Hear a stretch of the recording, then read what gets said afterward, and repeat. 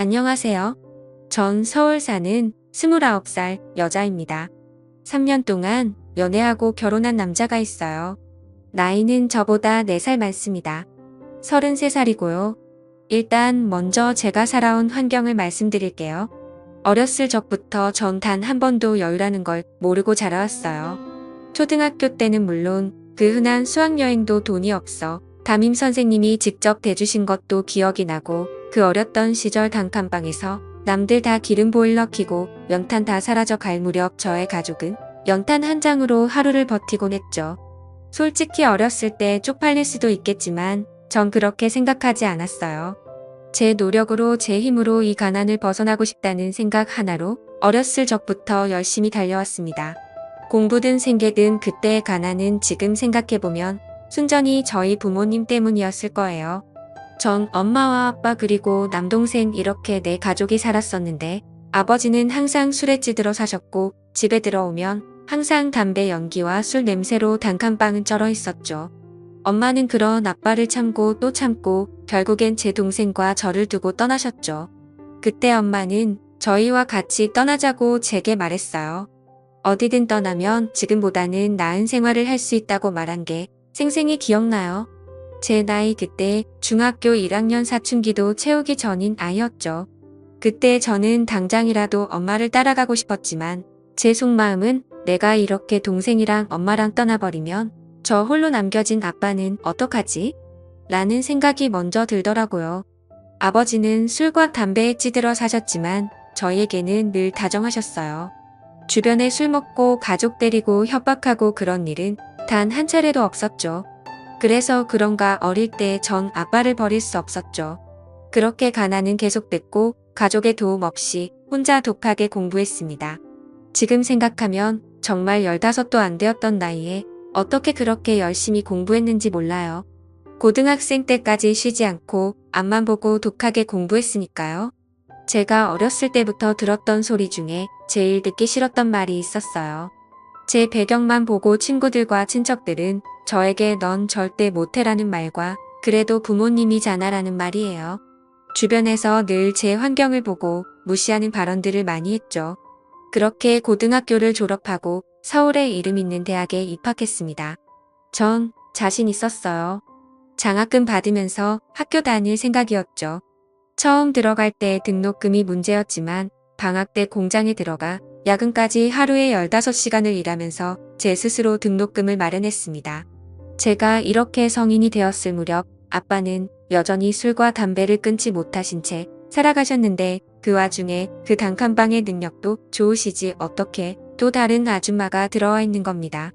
그 여자도 참 그런 거지 같은 집구석 뭘 보고 들어와 있는 건지 전 도저히 이해할 수 없었습니다. 그렇게 저와 제 동생에게 소개를 하는데 앞으로 우리 엄마 될 사람이라고 엄마라 부르랍니다. 저희는 거부했죠. 싫다고. 그때였습니다. 제 동생과 처음 맞았어요. 아빠한테. 그 순간 제 마음속 깊이 담겨있던 후회가 터졌나 봐요. 엄마가 떠나자고 했던 생각이 훅 나는 거예요. 그러면서 얼마나 울었는지. 전 꿈이 있었습니다. 제 스스로 이 가난을 벗어나고 싶다고 늘 다짐했습니다.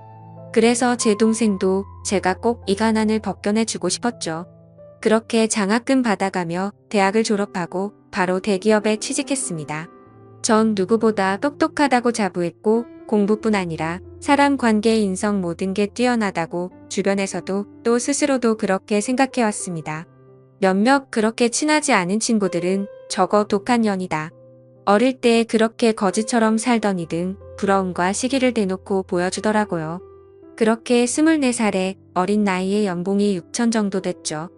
해가 지날수록 연봉은 더 오르고 대기업에 다니는 걸 아는 아버지는 제게 돈을 요구하시더라고요. 집도 이사해야 하지 않겠냐고. 전 말했어요. 여태 제가 이렇게 혼자 노력해서 이 자리까지 왔는데 아빠는 도대체 제가 이렇게 지낸 세월 동안 뭘 하셨단 거죠? 솔직히 예전에 제가 맞지만 않았어도 이렇게 모질게 하진 않았을 거예요. 엄마 없이 자란 저와 제 동생을 스스로를 위로하며 외롭게 자란 저의 남매를 방치한 아빠가 더더욱 미워지더라고요. 그렇게 전 회사 생활을 하며 열심히 돈도 모았습니다. 보통 동료 직장들 보면 입사하자마자 대출 받아서 차 사고 대출 안 받아도 2년 차만 돼도 차는 기본으로 팔고 다니더라고요. 저는 굳이 차가 필요한가? 지하철이 엄청 편한 교통수단이 있는데 굳이 돈도 아깝고 살 이유가 없었죠. 그 돈 다 저축했습니다. 어려서부터 가난한 게 습관이 됐는지 돈을 벌었으면 쓸 줄 알아야 하는데 그냥 다 아까웠습니다. 제 입으로 들어가는 음식들, 제가 입는 옷들 전부 아꼈죠. 그렇지만 제 하나뿐인 남동생에게만큼은 뭐든 해주고 싶었어요. 어떻게 보면 여태까지 버틸 수 있었던 건 동생 하나만 바라보고 이 자리에 왔던 거니까요. 그래서 그런가 동생도 졸업하고 잘 자라줘서 지금은 좋은 대학 가고 군대 다녀와서 취업 준비 중에 있어요. 군대에 있을 때 매달 50만 원씩 용돈 보내줬는데 제대하고 나서 저한테 1,000만 원을 주더라고요. 누나한테 받은 돈 허브로 쓰지 않고 꼭 필요한 데 쓰고 싶었다고. 근데 꼭 필요한 순간이 이 돈은 제가 결혼할 때 보태 쓰라는 동생의 말이었습니다. 이런 동생을 제가 어떻게 안 좋아할 수 있겠습니까? 그렇게 지내오다가 회사 동료랑 우연히 술자리를 같이 하다가 만난 남자가 있었습니다. 호감이 갔죠. 무엇보다 대화가 정말 잘 통하더라고. 그렇게 연애를 시작하게 됐고 연애 3년 차 저희는 결혼을 약속했죠. 남자친구의 부모님은 저희와 반대로 어머니만 계셨었죠. 외동아들의 어머니 혼자 키우셨단 거죠. 혼자 키우신 게 치고 생각보다 부유한 환경을 갖추고 계셔서 조금 당황스러운 건 사실이었습니다. 수려한 외모의 나이에 맞지 않은 젊음 엄청 고우셨어요. 정말 곱게 자란 사모님 같은 느낌이었죠. 그렇게 인사를 드리고 시어머니께서는 저를 마음에 들어 하셨습니다. 저희 부모님들에게 소개해주지 않았어요. 해도 어차피 돈만 보고 달려들게 뻔하니까. 그렇게 저와 남편은 결혼을 했습니다. 어머님 혼자 계셔서 처음에 집에 들어가 사는 게 맞나 생각도 했는데 남편은 엄마 혼자서 잘 계신다며 따로 먼저 나와 살자고 하더라고요. 그래서 전 뭐 아무래도 그게 조금 더 편할 것 같지만 한편으로는 걱정도 들긴 했죠. 그렇게 결혼 생활을 하면서 전역한 지 얼마 안 된 동생한테 연락이 한 통 왔어요. 누나 혹시 매형 지금 집에 있어? 라고 물어봤죠. 아니 오늘 회사 사람들이랑 회식 있어서 늦는다고 말했죠. 그러자 동생은 놀라지 말라며 절 진정시키고는 친구들이랑 놀고 있는데 유흥가 근처 업소에서 매형이 다른 여자랑 밖으로 나와 숙박업소에 들어가는 걸 목격했다는 겁니다. 전 당장 집 밖으로 뛰쳐나가 동생이 있는 곳으로 갔죠. 동생은 제 남편이 들어간 숙박업소 옆에서 지키고 있었고 숙박업소 주인에게 물어보니 들어간 호수는 말해줄 수 없다며 제가 들어가는 걸 막았죠. 어쩔 수 없이 그곳에서 계속 기다렸어요. 동생은 돌려보냈죠. 제가 알아서 하겠다고. 전화는 한이 받지 않았고 대시를 했는지 동생이 가고 난 뒤 1시간이 지났을까 딱 봐도 술집 여자처럼 보이는 여자랑 같이 나오는 것이었죠. 저는 바로 달려가서 남편 뺨을 후려 갈기고 머리채를 쥐어잡았습니다. 그리고 그 여자가 말리길래 그 여자 머리도 쥐어잡았습니다. 완전 이성을 잃은 상태였죠.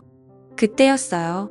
어디서 멀리 들어봤던 목소리로 지금 뭐 하는 짓이야라는 소리와 함께 소리가 나는 쪽을 쳐다보는 순간 뺨을 맞았습니다. 제 뺨을 때린 사람은 제 시어머니셨습니다. 전 너무 당황스럽고 지금 이 상황은 무엇인지 멍해져 있는 순간 제 남편과 같이 모텔에서 나왔던 여자가 제 시어머니에게 사장님 저 여자가 갑자기 나와서 제 머리채를 잡았다고 말했죠. 사장님 대체 이게 다 무슨 소리냐고 말하니까 제 시어머님이 문방 마담이셨던 겁니다. 지금 생각해보니 그 외모와 어울리는 직업이었죠. 홀어머니가 어떤 능력이 있길래 지금 사는 집도 엄청 좋고 궁금하긴 했었는데 너무 충격이었죠. 그래서 시어머님께 말씀드렸어요. 이 사람 언제부터 이런 곳에 들락날락했냐고 그랬더니 그냥 잠깐씩 가게 와서 도와주는 식으로 핑계를 대더라고요. 아가씨랑 같이 나온 것도 손님이랑 있다가 제 남편이 마중 나온 거라고 말하더군요. 아니 그걸 왜 제 남편이 하고 있고 그걸 또 믿으라는 게 진짜 사람 바로 앞에서 바보 취급하는 것도 아니고 그 여자는 제가 와이프인 거 늦게나마 알았는지 남편이랑 찍소리도 못하고 있더라고요. 어떻게 이럴 수 있는 거죠? 아니 어떻게 지 자식이 대놓고 여자랑 바람을 피우고 있는데 저걸 감싸주는 시어미가 더 납득이 되질 않았습니다. 저는 그 자리에 힘 빠져 앉아 눈물만 흘렸습니다. 그때 제 남동생이 가지 않고 상황을 지켜보다가 남편에게 다시는 내 눈에 띄면 가만 안 둔다고 말하고는 절 부축하며 집으로 돌아왔습니다. 이혼 소송 바로 준비 중에 있습니다. 그나마 아이가 없다는 것에 정말 천운이라 생각해야죠.